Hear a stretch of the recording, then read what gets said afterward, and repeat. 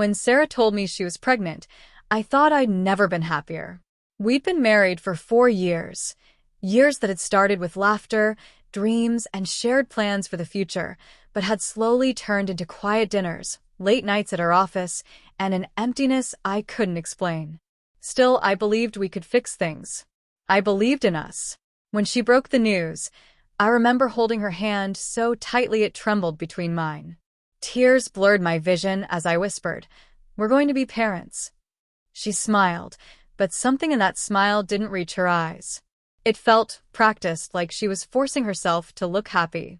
I ignored the unease twisting in my chest, convincing myself it was just my imagination. As the months passed, her belly grew, but so did the distance between us. She became secretive, guarding her phone, changing passwords, taking long calls in other rooms. Whenever I asked, she'd get defensive, blaming hormones or work stress. I wanted to believe her. God, I needed to believe her. But one night shattered everything. She was asleep beside me when her phone lit up on the nightstand. The preview of a message caught my eye. "Can't wait to meet our baby." My hands went cold. My pulse thundered in my ears. I unlocked her phone and scrolled through the messages, hoping, praying, it was some kind of misunderstanding. But there it was. Dozens of texts from a man named Jason. Words of love. Photos. Plans. Promises. He wasn't just a fling. He was the father of the child I thought was mine. The next morning, I confronted her. She broke instantly, sobbing, apologizing, saying it just happened, that she still loved me, that Jason meant nothing now. But her words barely reached me.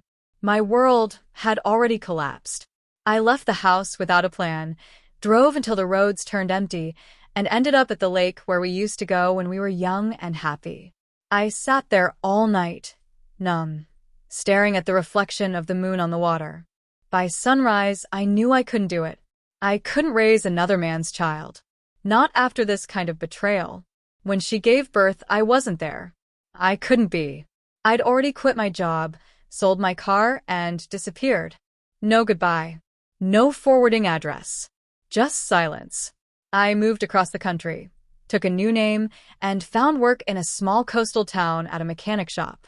The ocean became my only companion. Every time I heard a baby cry, it tore through me like a blade. But time did what it always does, it dulled the pain. Slowly, I learned to live again. I found comfort in routine, in quiet mornings and long walks by the shore. I didn't date. I didn't explain my past. People in town knew me only as Ryan, the quiet mechanic who liked the sea. 5 years passed that way. Peaceful. Empty, but peaceful. Then one rainy evening, my past knocked on my door. I had just closed the shop when I saw her, standing in the rain, hair dripping, face pale, clutching an umbrella. For a heartbeat, I thought my mind was playing tricks on me. "Ryan," she said softly, her voice shaking. Hearing my real name after so long felt like a wound reopening. "How did you find me?" I asked. She hesitated, her eyes full of exhaustion.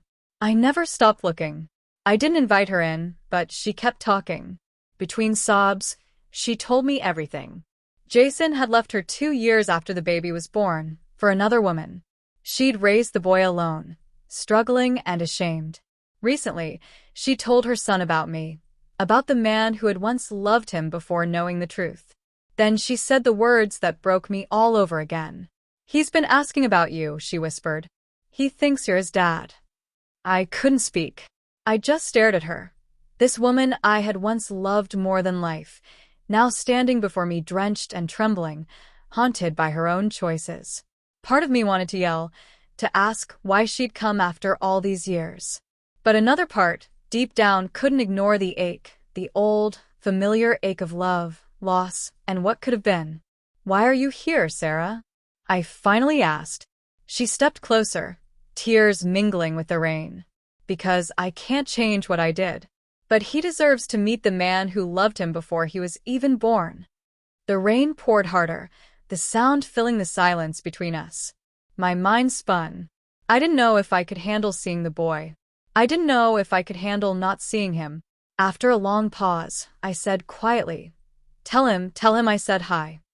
She cried harder, whispering, "He looks just like you when he smiles." Maybe she said it to comfort me. Maybe it was true. I didn't ask.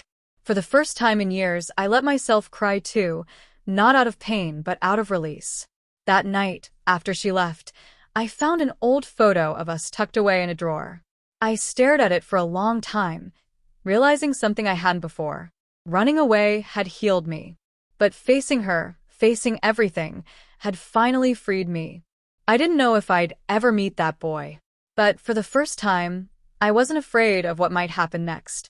I wasn't the broken man sitting by the lake anymore. I was someone new, someone ready to live again.